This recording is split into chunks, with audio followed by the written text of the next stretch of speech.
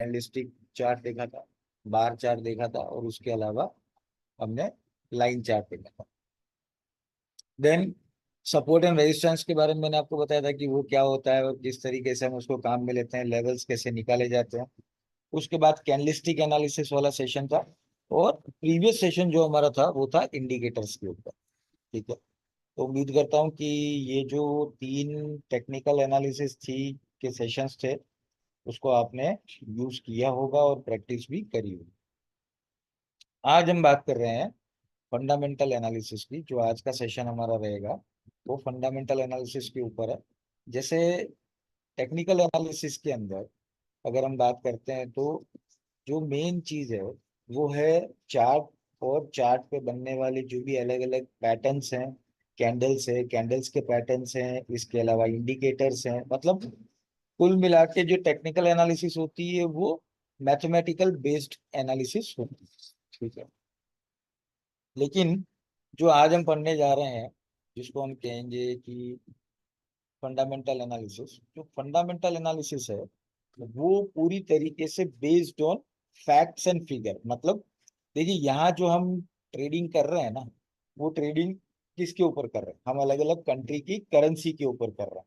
ठीक है, तो अलग अलग कंट्री की जो करेंसी है वो कैसे काम करती है, यानी वो बढ़ती और घटती किस बेसिस पर है? तो वो बेसिस होता है उस कंट्री की इकोनॉमी के ऊपर। अगर उस कंट्री की इकोनॉमी ग्रो करेगी तो वो भी कंट्री की करेंसी भी ग्रो करेगी। तो इसी तरीके से ये सारी चीजें चलती हैं। तो अब हम फंडामेंटल एनालिसिस में ये देखेंगे कि वो कौन कौन से ऐसे डेटा है, कौन कौन सी ऐसी न्यूज है जिसका इम्पैक्ट जो है वो मार्केट के ऊपर पड़ता है, और कैसे पड़ता है वो भी आपको पता लगेगा कि पॉजिटिव या नेगेटिव। तो वो आज के सेशन में हम कवर करें।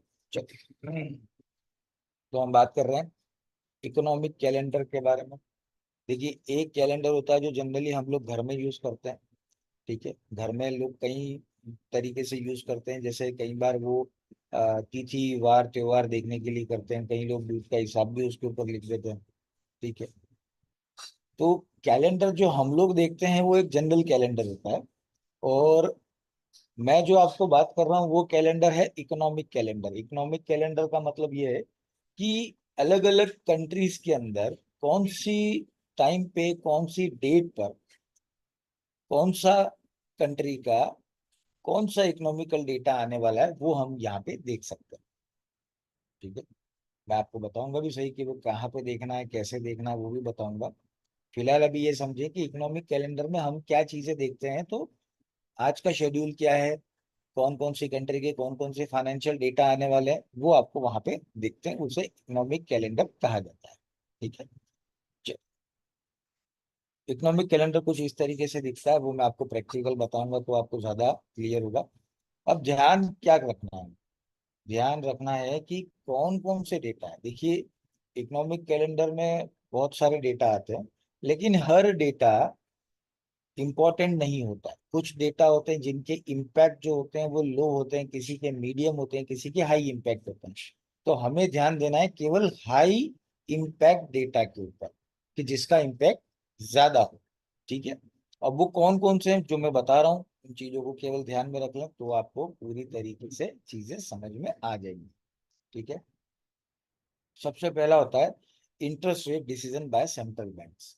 ठीक है, अब देखिए, जैसे हमने जब फॉरेक्स मार्केट पार्टिसिपेंट्स के बारे में बात करी थी, तब मैंने आपको सेंट्रल बैंक के बारे में बताया था, और वहां बताया था कि कैसे इंटरेस्ट रेट कम या ज्यादा करके कोई भी कंट्री अपनी इकोनॉमी को एक तरीके से अच्छे लेवल पे लेकर आ सकती है।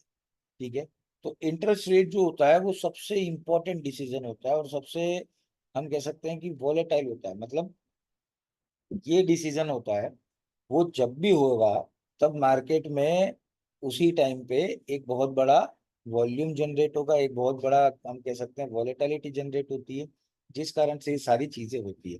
अब इंटरेस्ट रेट किसी एक कंट्री की नहीं होती। इंटरेस्ट रेट हम जिन जिन कंट्रीज की करेंसी पे काम करेंगे सभी कंट्रीज की होती है, तो सभी का कॉमन डेटा है।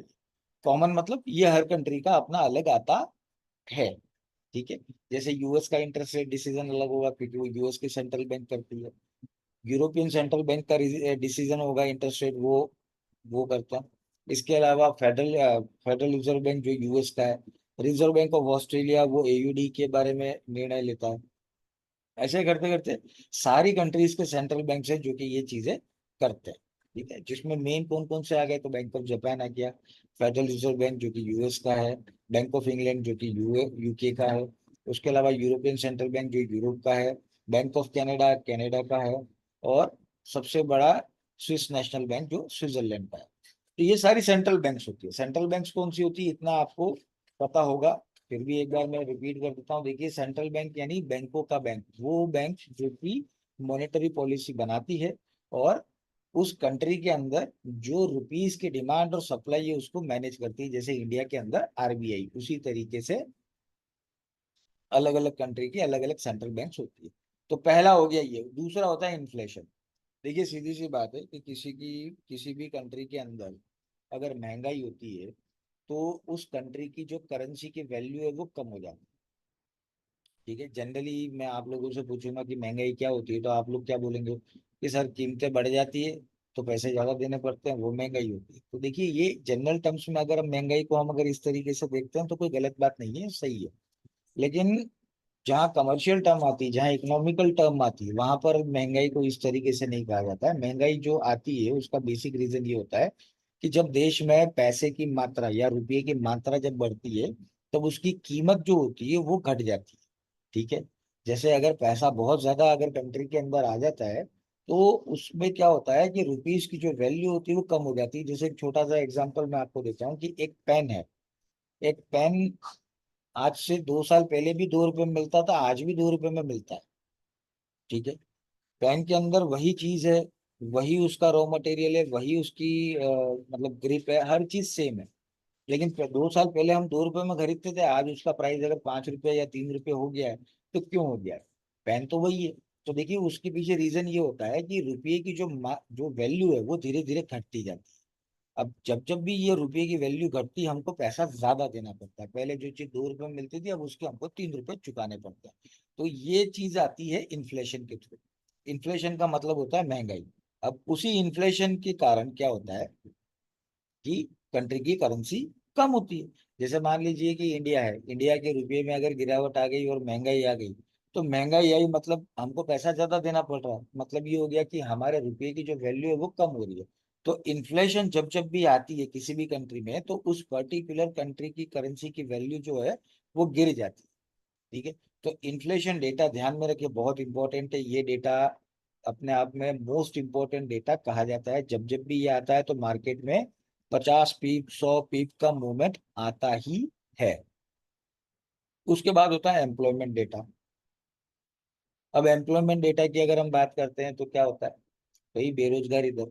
अगर बेरोजगारी दर किसी कंट्री के अंदर ज्यादा है, ठीक है, तो मान के चलो वो कंट्री कभी ग्रो नहीं कर पाएगी। क्यों नहीं कर पाएगी? क्योंकि देखिए, बेरोजगारी ज्यादा है, ऑब्वियसली इंसान अपने को जिंदा रखने के लिए वो कुछ तो करेगा। तो वो गलत काम भी करेगा, वो क्राइम भी करेगा। इससे क्या होता है कि इकोनॉमी को नुकसान होता है, इवन कंट्री को भी नुकसान होता है। तो इस कारण से क्या होता है कि अनएम्प्लॉयमेंट डेटा अगर किसी भी कंट्री का बढ़ता है तो वो उस कंट्री के लिए खराब है। ठीक है, वो खराब है। तो अनएम्प्लॉयमेंट डेटा भी एक बहुत इंपॉर्टेंट डेटा है। अगर ये बढ़ेगा तो उस कंट्री की करेंसी जो है वो माइनस में जाएगी, और अगर ये कम होगा तो वो कंट्री के लिए पॉजिटिव है। उसके बाद है इकोनॉमिक ग्रोथ, जैसे जीडीपी। देखिए, जीडीपी का मतलब होता है ग्रोस डोमेस्टिक प्रोडक्ट, जो कि अपने आप में सबसे बड़ा पैमाना है अपनी अर्थव्यवस्था को नापने का। आपको याद होगा अभी थोड़े टाइम पहले ही इंडिया का जीडीपी आया था पिछले साल का, जो कि बहुत अच्छा जीडीपी रहा था। तो इंडिया ग्रो कर रहा है वो कैसे पता लगता है? तो वो जीडीपी से पता लगता है। तो केवल इंडिया ही नहीं, दुनिया की कोई भी कंट्री अगर ग्रो करेगी तो वो जीडीपी से पता लगता है। तो इस कारण से क्या होता है, जीडीपी जो है डेटा है वो भी बहुत इंपॉर्टेंट डेटा होता है। अगर जीडीपी का डेटा आता है और अगर वो बढ़ के आता है तो बढ़ के आने पर क्या होता है, वो पॉजिटिव कहलाता है उस कंट्री की करेंसी के लिए। और अगर कम होता है तो नेगेटिव कहलाता है। उसके बाद है रिटेल सेल्स। देखिए, किसी भी कंट्री में अगर रिटेल सेल्स ज्यादा होती है, रिटेल सेल्स में मतलब कि जो भी हम शोरूम से खरीदते हैं या जो भी हम शॉप से खरीदते हैं, जो भी सामान होते हैं, चाहे वो कंज्यूमर ड्यूरेबल हो या किसी भी तरह का सामान हो, वो सारे सामान को रिटेल सेल्स का एक डेटा आता है, उसमें काउंट किया जाता है। अब रिटेल सेल्स का डेटा अगर मान लीजिए ज्यादा है, ज्यादा आय का मतलब कि सेल ज्यादा हुई। अब सेल ज्यादा क्यों होगी? तो देखिए सीधी सी बात है, लोगों के पास पैसा होगा तो ही उनके पास खर्चने के लिए भी होगा। तो परचेजिंग पावर पता लगती है रिटेल सेल्स से। अगर रिटेल सेल्स बढ़ती है तो दैट मीन्स वहां के लोगों के पास पैसा खर्चने के लिए अवेलेबल है। तो ये भी एक पॉजिटिव साइन है। अगर रिटेल सेल्स बढ़ती है तो उस कंट्री की इकोनॉमी के लिए पॉजिटिव होता है, और अगर रिटेल सेल्स घटती है तो उस कंट्री की इकोनॉमी के लिए नेगेटिव होता है। उसके बाद है इंडस्ट्रियल प्रोडक्शन। देखिए किसी भी कंट्री की ग्रोथ अगर हमको देखनी है ना, तो वहां पे इंडस्ट्रियल ग्रोथ को देखना जरूरी है। और इंडस्ट्रियल ग्रोथ होगी तो ऑब्वियसली इंडस्ट्रियल प्रोडक्शन भी बढ़ेगा। अब इंडस्ट्रियल प्रोडक्शन अगर बढ़ता है तो उस कंट्री में बहुत बेनिफिट होता है। एक तो इंडस्ट्रियल प्रोडक्शन अगर बढ़ेगा तो गवर्नमेंट को एक्साइज में फायदा होता है। इंडस्ट्रियल प्रोडक्शन अगर बढ़ता है तो लोग ज्यादा लोगों को काम पे रखते हैं। ठीक है, काम पे रखेंगे तो लोगों को पैसा मिलेगा, तो वो भी एक तरीके से पॉजिटिव पॉइंट है। और इंडस्ट्रियल प्रोडक्शन अगर बढ़ रहा है दैट मीन्स कि हम एक्सपोर्ट ज्यादा कर पा रहे हैं, तो वो भी एक पॉजिटिव साइन है। तो इंडस्ट्रियल प्रोडक्शन का डेटा अगर पॉजिटिव आएगा तो ये भी उस कंट्री की करेंसी के लिए पॉजिटिव गिना जाएगा। ठीक है। उसके बाद है कुछ सर्वे होते हैं। देखिए सर्वे का मतलब क्या होता है कि देखिए गवर्नमेंट कोई भी नीति नियम या कायदा, ठीक है, अगर लागू करती है तो उसको टेस्ट करने के लिए गवर्नमेंट खुद नहीं जाती। मतलब कि क्या ये कानून सही है, क्या यहाँ पे सुविधा मिल रही है, क्या बिजनेसमैन के लिए हमने जो फैसिलिटी दी है वो सही है या नहीं है, तो गवर्नमेंट नहीं जाती, उसके सर्वे होते हैं। सर्वे होते हैं, अलग अलग इंडिविजुअल एजेंसीज उस सर्वे को कराती है। अब कुछ सर्वे कैसे होते हैं कि एक होता है बिजनेस सेंटिमेंट सर्वे, दूसरा होता है मैन्युफैक्चरिंग सेक्टर का, तीसरा होता है कंज्यूमर कॉन्फिडेंस का। देखिए बिजनेस सेंटिमेंट सर्वे जो होता है वो बिजनेसमैन और बिजनेस कंडीशंस के ऊपर किया जाता है।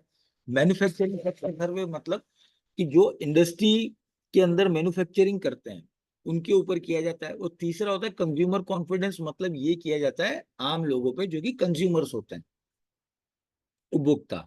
ठीक है, तो उन पे किया जाता है। अब ये सर्वे जितने भी है ना, ये सर्वे अपने अपने एरिया के बारे में बताते हैं। अगर ये सर्वे पॉजिटिव है तो उस कंट्री की करेंसी के लिए पॉजिटिव होता है, और अगर ये सर्वे नेगेटिव है तो ये बताते हैं कि गवर्नमेंट की जो पॉलिसी जो नीतियां हैं वो सही काम नहीं कर रही है, तो इन पॉलिसीज में चेंजेस लाना है। तो इस कारण से ये सर्वे अगर नेगेटिव हुए तो उस कंट्री की करेंसी के लिए भी नेगेटिव गिना जाता है। अब ये सर्वे भी हर महीने होते हैं। ये जितने भी डेटा आपको मैं बता रहा हूँ ये सारे डेटा जो है वो एक तरीके से हम कह सकते हैं कि कॉमन डेटा है। मतलब हर कंट्री की करेंसी में या हर कंट्री इस डेटा को जारी करती है। उसके बाद है हाउसिंग डेटा, जिसमें सेल्स और कंस्ट्रक्शन दोनों आ गए। हाउसिंग डेटा देखिए किसी कंट्री की अगर ग्रोथ देखनी है तो वहां का रियल एस्टेट मार्केट देख लो आप, पता लग जाएगा। अगर रियल एस्टेट बूम कर रहा है मतलब लोगों के पास पैसा है और वो पैसा मार्केट में आ रहा है तभी वो बूम कर रहा है।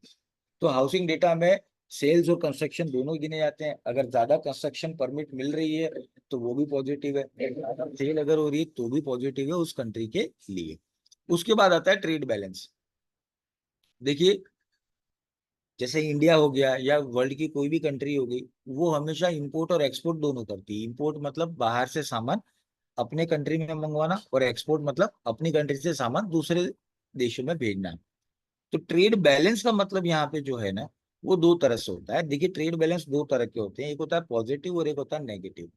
पॉजिटिव ट्रेड बैलेंस का मतलब ये कि अगर इंपोर्ट कम हो और एक्सपोर्ट ज्यादा हो, मतलब माल हम भेजेंगे ज्यादा और मंगवाएंगे कम, तो वो पॉजिटिव कहा जाता है। क्योंकि जब हम माल बेचते ज्यादा है ना तो फॉरेन करेंसी की हमको इनकम होती है एक तरीके से, जब हम एक्सपोर्ट करते हैं तब।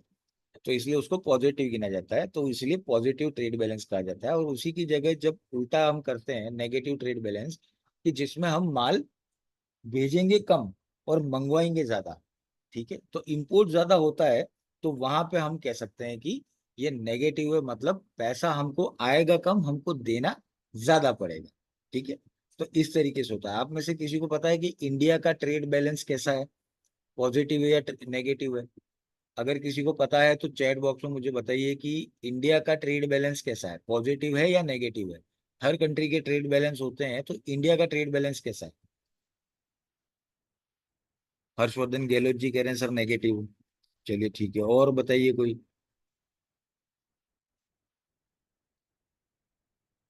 राजू जी कह रहे हैं पॉजिटिव है, सनी जी कह रहे हैं पॉजिटिव है, रंजीत कुमार जी कह रहे हैं नेगेटिव है।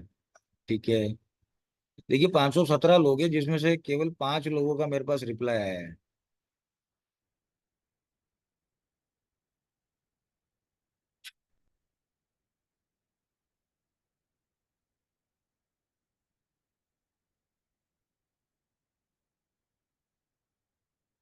तो ठीक है, मतलब दोनों की मिक्स है। कई लोग कह रहे हैं पॉजिटिव है, कई लोग कह रहे हैं नेगेटिव है। देखिए मैं बता देता हूँ, इंडिया का ट्रेड बैलेंस, हमारा ये जो दुर्भाग्य है कि हमारा ट्रेड बैलेंस कभी भी आज तक पॉजिटिव नहीं रहा है। ठीक है, आज तक हमारा ट्रेड बैलेंस कभी पॉजिटिव नहीं रहा है। ठीक है, पहली चीज तो ये कि इंडिया का जो मैन्युफैक्चरिंग सेक्टर है वो तो उतना अच्छा नहीं है। लास्ट 15 साल से थोड़ा बहुत सुधार हुआ है, तो अब हम एक्सपोर्ट ज्यादा करने लगे।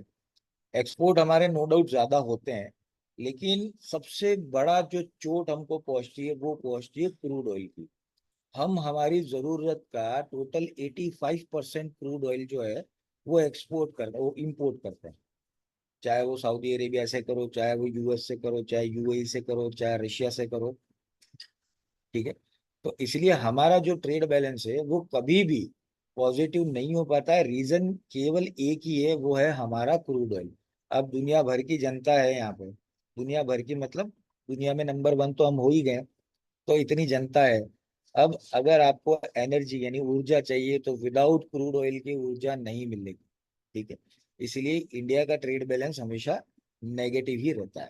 ठीक है, इसलिए ये हमारी कंट्री की करेंसी के लिए खराब भी कहलाता है। ठीक है, चलिए तो एटलीस्ट इस डेटा से आप ये समझ गए होंगे कि मैं किस कंटेक्स्ट में बात कर रहा हूँ, थोड़ा प्रैक्टिकल मैंने आपको बताया।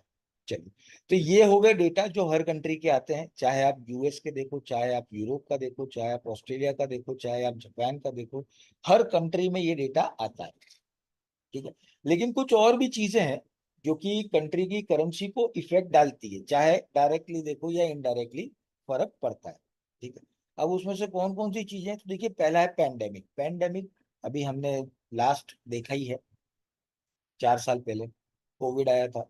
कोविड आया था तो किसी ने सोचा नहीं था कि इस तरीके की कोई चीज हो पाएगी, लेकिन कोविड आया, पूरी दुनिया एक तरीके से कह सकते हो तो शटडाउन हो गई थी, बड़ी बड़ी इकोनॉमियां बंद हो गई थी, सारे ट्रैवलिंग बंद हो गए थे, इकोनॉमिक एक्टिविटीज ठप थी, सब चीजें ठप थी, लोग अपने घरों में थे। तो जब ऐसी चीजें होती है तो इकोनॉमी तो काम कर ही नहीं रही है ना, आप पैसा जनरेट कैसे करोगे बताइए। तो सारी चीजें ठप पड़ गई थी, तो ठप जब पड़ जाती है तो कंट्री की करेंसी की वैल्यू डाउन होगी। तो पैंडेमिक अगर इस टाइप से आता है तो उसका सीधा इम्पैक्ट पड़ता है। उसके बाद आता है नेचुरल डिजास्टर्स।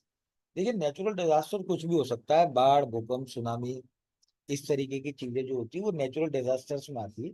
आपने सुना होगा जापान के अंदर जब सुनामी आई थी तो लगभग 40% जो जापान था वो सीधा इफेक्ट हो गया था। ठीक है, अब आप सोच सकते हैं 40% जापान अगर इफेक्टिव हो गया था तो वापस से उनको इंफ्रास्ट्रक्चर खड़ा करने में कितना पैसा खर्च करना पड़ा होगा, तो जाके वो वापस से रिवाइव कर पाएंगे। तो देखिए ये जो खर्चा है ये फालतू का खर्चा ही होता है, क्योंकि अगर मान लीजिए नेचुरल डिजास्टर आता ही नहीं तो ये खर्चा करना ही नहीं पड़ता, उस पैसे को किसी और जगह लगाया जाता प्रोडक्टिव कामों में। लेकिन अब जो मामला बिगड़ गया है उसको सुधारने के लिए फिर पैसा लगाना पड़ता है। तो नेचुरल डिजास्टर जब भी आते हैं उस कंट्री की करेंसी के लिए या उस कंट्री की इकोनॉमी के लिए खराब होता है। उसके बाद आता है वॉर। देखिए ये बहुत इंपॉर्टेंट है। लास्ट, अगर मुझे नहीं पता आप में से यहाँ पे कितने कॉमर्स के या इकोनॉमी के स्टूडेंट है या जो फाइनेंशियल सेक्टर्स में इंटरेस्ट लेते होंगे, लेकिन लास्ट 3 साल जो आप कह रहे हैं ना, 2022, 23 और 24, ये अगर 3 साल देखो तो बहुत खराब निकले हैं पूरी दुनिया के लिए। ठीक है, स्पेशली इंडिया के लिए तो ज्यादा खराब नहीं है, लेकिन बाकी दुनिया के लिए बहुत खराब रहे, क्योंकि 2022 में रशिया यूक्रेन की जंग शुरू हुई थी। अब रशिया यूक्रेन की जो जंग शुरू हुई उसमें सबसे बड़ा प्रॉब्लम पता है कहाँ है? अब देखिए आपको कितना पता है कितना नहीं मुझे नहीं पता, लेकिन मैं आपको बता दूं, रशिया जो है वो यूरोप को सबसे ज्यादा जो चीज देता था, एक्सपोर्ट करता था, वो दो थी, एक था नेचुरल गैस और दूसरा था क्रूड ऑयल।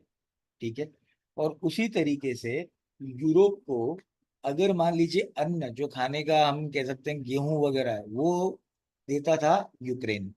अब दोनों आ गई युद्ध में। ठीक है, दोनों आ गए युद्ध में तो ऑब्वियसली जब युद्ध होता है किसी भी दो कंट्रीज के बीच में तो वहां पे इंपोर्ट एक्सपोर्ट जैसी चीज हो ही नहीं सकती है। तो इस कारण से क्या हुआ कि यूरोप को अपनी जो एनर्जी की जरूरत थी, जैसे नेचुरल गैस की और क्रूड ऑयल की, वो कहीं और से पूरी करनी पड़ी। अब कहीं और से पूरी करनी पड़ी तो ऑब्वियसली उसका खर्चा ज्यादा होगा, क्योंकि रशिया ने तो पाइपलाइन के जरिए यूरोप तक अपना नेचुरल गैस और क्रूड ऑयल भेजा था, जो कि सस्ता पड़ता है। लेकिन अगर दूसरी कंट्री से आप लोगे तो ये सब चीजें करने में सालों लग जाएंगे। तो वहां पर उसको बहुत प्रॉब्लम हुई। तो यूरोप की इकोनॉमी, अगर आप में से किसी ने पेपर वेपर पढ़ा हो या कहीं न्यूज वगैरह में देखा हो, तो आपको पता होगा कि यूरोप की इकोनॉमी को सबसे बड़ा नुकसान हुआ है इन सब चीजों का। अब क्यों हुआ? अब देखिए, ये अगर वॉर आप पहले से देखते हो और फॉरेक्स मार्केट में होते तो आपको पता लग जाता कि हाँ यार ये ऐसा हो रहा है, तो अभी यूरोप की करेंसी नीचे जाएगी। ठीक है, तो उसका बेनिफिट यहाँ मिलता है। यही वॉर के कारण सारी चीजें खराब होती है। अब यूरोप में महंगाई बढ़ गई क्योंकि पैसा ज्यादा देना पड़ रहा है, वहां पे यूरोप की करेंसी गिर गई। तो यूरोप आज भी, उस वॉर को लगभग 2 साल पूरे हो गए हैं, अभी भी चली रही है, अभी भी खत्म नहीं हुई है। ठीक है, लेकिन अभी भी यूरोप के अंदर प्रॉब्लम आज भी है। यूरोप की इकोनॉमी आज भी उतनी ही गर्त में है, उतनी अच्छी स्थिति में नहीं है। ठीक है, तो वॉर जो होते हैं ना, वो डायरेक्टली इफेक्ट डालते हैं। अभी सेकंड एग्जांपल आप देख लो, जो अभी चल रहा है इसराइल और गाजा में। ठीक है, इसराइल और हमास के बीच में जो चल रहा है वो क्या है? वो भी यही है। अब जैसे ही इसराइल में युद्ध की घोषणा हुई थी तो क्या हुआ था? इसराइल का स्टॉक मार्केट तुरंत गिर गया था। क्यों? क्योंकि इसराइल में जो स्टॉक मार्केट में पैसा डाला था वो निकल गया, और उसके बाद वो पैसा कहाँ गया? वो गया गोल्ड में। क्योंकि गोल्ड को हमेशा सेफ हेवन माना जाता है। मतलब कि कभी भी ऐसी कोई भी परिस्थिति आए, जो युद्ध जैसी या डिजास्टर जैसी पैनिक सिचुएशन जब भी होती है, तो जो इन्वेस्टर्स होते हैं वो अपना पैसा मार्केट और इकोनॉमी से निकाल के डालते हैं सीधा गोल्ड में। क्योंकि गोल्ड सेफ हेवन माना जाता है इन्वेस्टमेंट पर्पस के लिए। तो आप देख रहे हो गोल्ड ने नए नए रिकॉर्ड बनाए। आप में से अगर कई लोग मान लीजिए शायद न्यूज़पेपर वगैरह पढ़ते होंगे, तो उनमें पता लगा होगा आपको, या कहीं पढ़ा होगा आपने, तो आपको आइडिया लगा होगा कि गोल्ड ने नए नए रिकॉर्ड बनाए प्राइस के ऊपर। फॉरेक्स मार्केट में भी उसने अपना पुराना जो हाई था वो तोड़ दिया है, और आज भी गोल्ड देखो तो हाई है काफी। ठीक है, तो ये वॉर के इफेक्ट होते हैं। डायरेक्ट तो वो इफेक्ट हो ना हो, पर इनडायरेक्ट इफेक्ट भी बहुत सारे होते हैं। इसके अलावा पॉलिटिकल अनरेस्ट एंड प्रोटेस्ट। देखिए, किसी भी कंट्री के अंदर अगर सरकार आती है और 5 साल बराबर टिकती है और अपनी पॉलिसी को लागू करती है, फिर दूसरी सरकार आती है, फिर वो 5 साल टिकती है, तो ठीक है। लेकिन सरकार आ रही है, साल 2 साल 3 साल बाद फिर कोई और आ गया, कभी सेना ने तख्ता पलट कर दिया। हमारे पड़ोसी की हालत देख लो, पाकिस्तान की। वो ग्रो नहीं कर पा रहा है। क्यों नहीं कर पा रहा है? क्योंकि वहाँ इलेक्शन कभी ढंग से नहीं होता। वहाँ सेना जो है वो एक तरीके से सरकार कठपुतली की तरह चलाती है। तो ये सारी चीजें जो है ना, वो प्रॉब्लम करती है। वो प्रॉब्लम करती है। तो कोई भी कंट्री की इकोनॉमी जो होगी ना, उसको इन सब चीजों में ध्यान देने की जरूरत पड़ती है। अगर सरकार सही से काम कर रही है तो वो कंट्री भी आगे बढ़ती है। उसके बाद आता है अपकमिंग इलेक्शंस। देखिए, चुनाव जो होते हैं वो किसी भी कंट्री के लिए बहुत इंपॉर्टेंट होते हैं। क्यों होते हैं? क्योंकि देखिए, गवर्नमेंट बदलेगी तो सारी चीजें बदलती है। गवर्नमेंट सेम रहती है तो पुरानी गवर्नमेंट की जो पॉलिसीज और जो उसके प्रोजेक्ट है वो और ज्यादा स्पीड में काम करते हैं। और ये हर जगह होता है। ये इंडिया में नहीं है, पाकिस्तान में नहीं है, चाइना में नहीं है, यूएस में नहीं, ये हर कंट्री में होता है। हर कंट्री में ये चीज चलती है। अभी इंडिया में अभी चुनाव हुए 2 महीना पहले। अभी चुनाव में मान लीजिए मोदी गवर्नमेंट नहीं आती, कोई और गवर्नमेंट आ जाती, तो क्या होता? तो फिर ये होता है कि जिन जिन इन्वेस्टर्स, जो बाहर के इन्वेस्टर्स है, जिन्होंने पैसा डाला था मोदी की पॉलिसी को देखकर, वो पैसा निकाल लेते। फॉरेन रिलेशन हो सकता है कि कांग्रेस की या कोई और गवर्नमेंट आती तो किसी और कंट्री के साथ अलग रिलेशन रखती, दूसरी कंट्री के साथ अलग रिलेशन रखती। जो मोदी गवर्नमेंट करती है उससे कुछ अलग हो सकता था। तो देखिए, इलेक्शन जैसे ही आता है ना, तो उस कंट्री की पूरी इकोनॉमी या उसकी पॉलिसी में पूरा चेंजेस आता है। इस कारण से इंपॉर्टेंट हो जाते हैं इलेक्शन। और इस साल नवंबर में यूएस में इलेक्शन है, तो आप सोच लो डॉलर में कितनी उठापटक होगी। ठीक है, इस साल नवंबर में यूएस में इलेक्शन है, जो बाइडेन और डोनाल्ड ट्रंप के बीच में। तो उठापटक इस साल भी होगी। इसलिए ये सारी चीजें भी इकोनॉमिक कैलेंडर में आपको नहीं दिखेगी, लेकिन ये इंपॉर्टेंट है, ये न्यूज आती रहती है, वहां पर सारी चीजें चलती रहती है। तो ये सारे जो इफेक्ट है, ये इफेक्ट जो है वो आपको सीधे देखने को मिलेंगे मार्केट में। ठीक है, तो इसीलिए मैंने आपको ये सारी चीजें बताई है। चलिए, अब आगे बढ़ते हैं। इंटरेस्ट रेट डिसीजन मैंने बता दिया। उसके बाद एक आता है नॉन फॉर्म पेरोल डेटा, जो कि केवल यूएस का होता है, ध्यान रखना। अभी तक ये जो डेटा मैंने आपको बताए थे ये सभी कंट्री के आते हैं, लेकिन नॉन फॉर्म पेरोल डेटा जो है वो केवल यूएस का आता है। ये डेटा में ये बताया जाता है कि एक महीने के अंदर कितने लोगों को जॉब्स दी गई, एग्रीकल्चर और गवर्नमेंट सेक्टर को छोड़ के। यानी प्राइवेट सेक्टर, मान लो कि प्राइवेट सेक्टर में कितने लोगों को लास्ट मंथ नौकरियां मिली। तो ये एक तरीके का बहुत अच्छा डेटा है। मतलब अगर ज्यादा लोगों को नौकरियां देते हैं या मिलती है तो पॉजिटिव होता है यूएस डॉलर के लिए, और अगर कम लोगों को मिलती है तो नेगेटिव होता है यूएस डॉलर के लिए। तो इसीलिए ये डेटा ध्यान रखिएगा, ये केवल और केवल यूएस का आता है और किसी का नहीं आता है। ठीक है, बाकी डेटा मैंने आपको बताई दिया। मैं आपको अभी बताता हूँ कि आप ये इकोनॉमिक कैलेंडर कहाँ देखेंगे, कैसे देखेंगे, मैं आपको यहाँ पे बता देता हूँ।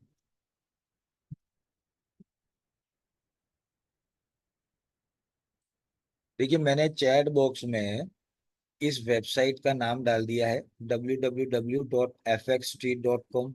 ये वेबसाइट भी है, इसका ऐप भी आता है, आप चाहें तो ऐप भी डाउनलोड कर सकते हैं। जैसे ही आप खोलेंगे आपको यहाँ पे ऊपर सारी चीजें मिल जाएंगी, और इकोनॉमिक कैलेंडर पे आप जाएंगे, वहां पे क्लिक करेंगे तो इकोनॉमिक कैलेंडर खुल जाएगा, जो इस तरीके से होगा, जो आपके सामने मैं बता देता हूँ। ये इकोनॉमिक कैलेंडर है। अब इस इकोनॉमिक कैलेंडर में करना क्या है, सबसे पहला काम ये जो यहाँ पे टाइम दिख रहा है आपको, इस टाइम पे क्लिक करिएगा, और यहाँ पे जो टाइम दिख रहे हैं नीचे जाते रहिए जाते रहिए। GMT+5:30 आप सेलेक्ट कर लें। ठीक है, GMT+5:30 पे आप जाएंगे, यहाँ पे दिखेगा इंडियन स्टैंडर्ड टाइम, उस पर क्लिक कर दें। तो जैसे ही क्लिक करेंगे तो यहाँ जितने भी टाइमिंग्स होंगे ना, वो सारे इंडियन टाइम के हिसाब से आ जाएंगे। ठीक है, तो ये सबसे पहला काम कर ले। अब मैं आपको बता देता हूँ कि इकोनॉमिक कैलेंडर कैसे देखा जाता है और उसमें क्या क्या चीजें होती है। ठीक है, अब देखिए, सबसे पहली चीज तो मैं आपको बता दूं कि कैसे क्या चीजें देखी जाती है। देखिए सबसे पहले यहाँ पे मैं आपको डेटा बताता हूँ कि जैसे ये एक डेटा है, केवल एग्जाम्पल देख रहा हूँ। ये आएगा रात को 2 बजे। ठीक है, किसका डेटा है, तो यहाँ पे देखिए पास में फ्लैग बना हुआ है, जैसे ही आप कर्सर ले जाएंगे वो बता देगा यूनाइटेड स्टेट्स का डेटा है। फ्लैग के बाद में उस जिस कंट्री का डेटा हो उस कंट्री का यहाँ पे आपको सिंबल मिल जाएगा। जैसे यूएस डॉलर का है तो यूएसडी यहाँ लिखा हुआ है। क्या है, तो वीकली क्रूड ऑयल का स्टॉक ये आएगा, कि वीकली क्रूड ऑयल का स्टॉक कितना बचा है कितना नहीं, वो आएगा। लेकिन अपने को इन चीजों पे ध्यान नहीं देना, मैं केवल आपको एक एग्जांपल के लिए बता रहा हूँ। ठीक है, जो डेटा खास है वो मैंने आपको भी लिस्ट में पढ़ा दिए हैं, वही डेटा खास है। बाकी डेटा तो बहुत सारे आएंगे, इन सब पे हमको ध्यान नहीं देना है। ठीक है, केवल एग्जांपल के लिए समझा रहा हूँ क्या आएगा। तो ये जून का डेटा आपको बता रहा है। अब यहाँ पे आप देख रहे हो ऊपर लिखा हुआ इम्पैक्ट। इम्पैक्ट के नीचे आप देख रहे हो अलग अलग कलर्स है, कोई येलो कलर में है, कोई ऑरेंज कलर में है, कोई रेड कलर में है। ठीक है, अब ये क्या चीज है, देखिए मैंने आपको बताया था कि इम्पैक्ट होते हैं, मतलब हर डेटा इंपॉर्टेंट नहीं होता है, जो इंपॉर्टेंट होगा उसी पे ध्यान देना है। तो देखिए येलो कलर मतलब लो इम्पैक्ट डेटा, जिसका इम्पैक्ट लो होगा। जैसे ये वाला अभी जो मैं आपको बताया था, इसका इम्पैक्ट लो है, मतलब कोई ज्यादा मूवमेंट मार्केट में नहीं आएगा जब ये डेटा मार्केट में आएगा तब। ठीक है, तो ये ज्यादा इम्पैक्ट वाला नहीं है। इसके अलावा है ऑरेंज कलर, जो कि है मॉडरेट इम्पैक्ट यानी मीडियम, कि ठीक है आ सकता है, 40 पिप्स का मूवमेंट अप्रोक्सीमेटली आ सकता है, उससे ज्यादा आने के चांसेस कम है। और तीसरा होता है रेड कलर का। रेड कलर मतलब कि बिल्कुल हाई इम्पैक्ट डेटा, कि जब ये मार्केट में आएगा तो इसका इम्पैक्ट ज्यादा होगा। ये ज्यादा इंपॉर्टेंट डेटा है, 40-60 पीप से लेकर 110-150 पीप तक का भी मूवमेंट हो सकता है। तो वो आएगा आपका रेड कलर में। तो जितने भी रेड कलर वाले डेटा है वो ध्यान में दीजिएगा। अब यहाँ पे देखिए कल सुबह यानी वेडनेसडे है कल, कल सुबह 7 बजे डेटा आएगा किसका, तो यहाँ पे ऑस्ट्रेलियन डॉलर का। क्या डेटा है, तो देखिए मैंने अभी बताया था मंथली कंज्यूमर प्राइस इंडेक्स यानी इन्फ्लेशन, महंगाई का डेटा। कंज्यूमर प्राइस इंडेक्स का डेटा है, ये है YOY मतलब ईयर ऑन ईयर का डेटा है, जो कि लास्ट मई मई को बताएगा ये, क्योंकि अभी जून चल रहा है तो प्रीवियस मंथ का डेटा आएगा। ठीक है, अब यहाँ पे देख लिया रेड मतलब हाई इम्पैक्ट है। अब इसको देखेंगे कैसे और इस पे काम कैसे करेंगे, मैं वो थोड़ा प्रैक्टिकल आपको बता देता हूँ। देखिए ये जो दिख रहा है यहाँ पे प्रीवियस, ये बताता है पिछले मंथ कितना था, तो 3.6 डेटा आया था कि महंगाई कितनी थी, तो 3.6% महंगाई दर वहां पे थी। ठीक है। उसके बाद सेकंड में आप देखेंगे तो वो होता है कंसेंसस। कंसेंसस का मतलब ये है प्रिडिक्शन कि क्या हो सकता है। ठीक है। क्या हो सकता है में यहाँ पे दिख रहा है 3.8, यानी ये बोल रहा है कि पिछले महीने के मुकाबले इस महीने महंगाई बढ़ सकती है। ठीक है, एक तरह से वो, तो कंसेंसस केवल ध्यान में रखना है। और जब ये 7 बजे कल डेटा आएगा तब आएगा एक्चुअल, 7 बजे ये आ जाएगा यहाँ पे। ठीक है, फिक्स 7 बजे। तो 7 बजे जैसे ये डेटा यहाँ पे आएगा, ठीक है ना, तब आपको देखना है कि ये डेटा क्या आता है। ठीक है,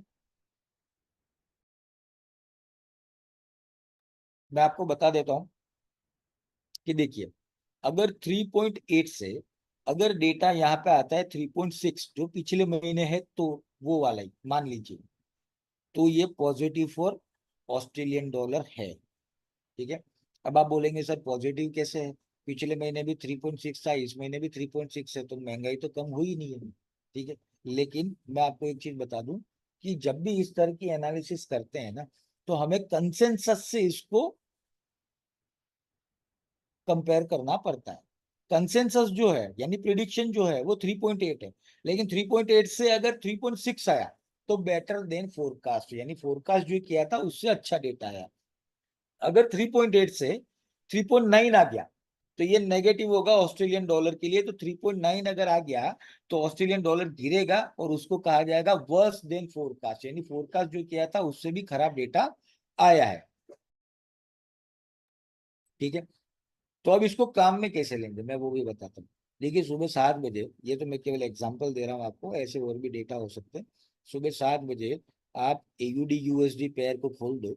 एयूडी यूएसडी पेयर जैसे ही यहाँ पे आपको दिखे, अगर 3.8 से यहाँ पे आ गया 3.6, तो मतलब पॉजिटिव फॉर ऑस्ट्रेलियन डॉलर कहलाएगा ये। तो एयूडी यूएसडी हम बाय कर लेंगे। ठीक है। तो जैसे ही ये डेटा आएगा उसका इम्पैक्ट हमको वहां पे दिखेगा। और उसी की जगह अगर मान लीजिए 3.8 की जगह 3.9 आ गया, तो दैट मीन्स कि नेगेटिव फॉर ऑस्ट्रेलियन डॉलर, तो हम यहाँ क्या करेंगे, सेल कर देंगे एयूडी यूएसडी पेयर को। ठीक है। तो इस तरीके से ये देखा जाता है। मैं आपको और भी डेटा बताता हूँ जो कि इंपॉर्टेंट है और जो हमने देखे हैं।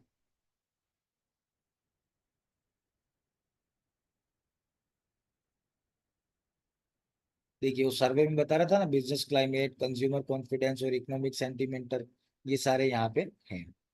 ठीक है। और ये ध्यान रखना यहाँ पे यूरो यूरो यूरो यूरो सब में लिखा हुआ आ रहा है, लेकिन ओरिजिनल यूरो जो है वो ब्लू कलर का झंडा है जिसको यूरो जोन कहा जाता है। ऐसी कंट्रीज जिन जिन कंट्रीज ने यूरो जोन पे अपनी सदस्यता दी है, वो कंट्रीज का ग्रुप है, वो यूरो कहलाता है। ये जो है ये इटली का है। ठीक है। लेकिन गिना यूरो में ही जाता है, लेकिन इसको हम उतना ज्यादा वेटेज नहीं देते हैं। केवल ये ब्लू कलर का अगर झंडा दिखे तो वही यूरोपियन यूनियन कहलाता है। ठीक है। अब देख लीजिए, कल डेटा आने वाला है जीडीपी का, किसका, डॉलर का, शाम को 6 बजे। ये देखिए जीडीपी का डेटा आने वाला है। 1.3 प्रीवियस था, इस बार भी बोल रहे हैं 1.3 आएगा। अगर 1.3 से 1.4 आ जाता है तो good for dollar, positive for dollar, gold गिरेगा, डॉलर ऊपर जाएगा। अगर 1.3 की जगह अगर ये आ जाता है 1.2 तो डॉलर के लिए नेगेटिव है, गोल्ड ऊपर जाएगा, डॉलर नीचे जाएगा। मतलब यूरो यूएसडी पेयर को बाय करो, जीबीपी यूएसडी पेयर को बाय करो, यूएसडी जेपीवाई पेयर को सेल करो। ठीक है। ये चीजें आपको समझनी रहेगी। ये जीडीपी का डेटा यहाँ पे आपको दिखाया है और ये एवरी वीक आता है। आप चाहो तो यहाँ पे इस तरीके से पूरे वीक का भी देख सकते हो। ठीक है, जैसे यहाँ पे आप डाल दीजिए दिस वीक, यानी ये पूरे वीक का आपको बताएगा। ठीक है। मंडे का डेटा चला गया, ट्यूसडे लगभग अब जा चुका है। वेडनेसडे को देखो कोई बड़ा डेटा नहीं है, थर्सडे को कोई बड़ा डेटा नहीं है उतना। थर्सडे को शाम को है जीडीपी यूएस का, तो वो इम्पोर्टेंट है। उसके बाद देखिए टोक्यो, मतलब जापान का भी कंज्यूमर प्राइस इंडेक्स आने वाला है। ठीक है, वो भी इम्पोर्टेंट है क्योंकि ये इसमें आ रहा है। इसके अलावा देखिए यूके का जीडीपी आने वाला है, यूके का जीबीपी का, वो यहाँ पे आपको दिख रहा है। ठीक है। तो सारे डेटा जो मैंने बताया ना आपको, वो सारे यहाँ पे आपको मिलेंगे। ये यूएसडी का भी कंज्यूमर प्राइस इंडेक्स आने वाला है, रेड कलर में आप जो देख रहे हो वो देखिए सारे डेटा।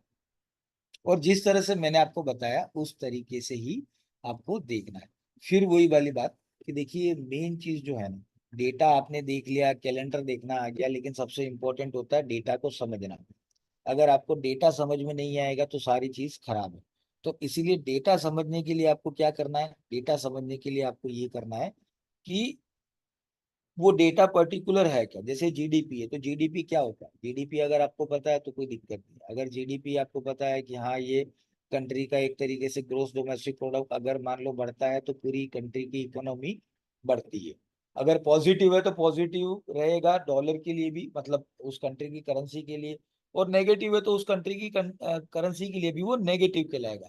तो ये पता आपको होना चाहिए कि नेगेटिव होगा या पॉजिटिव होगा तो उसका कंट्री की करेंसी पे क्या इफेक्ट होगा। अगर यही पता नहीं होगा तो आप उसको कैसे प्रिडिक्ट करेंगे। तो इसीलिए मैंने आपको जो सबसे पहले ये चीज बताई थी, ये सारे डेटा जो आपको बताए थे वो इसीलिए बताए थे कि आप इन डेटा को समझ जाओ कि ये डेटा होते क्या। ये जितने भी डेटा थे ये मैंने आपको इसीलिए डिटेल में बताया कि आपको पता चले और इससे कनेक्ट करो कि आप कैसे ये काम कर सकते हो।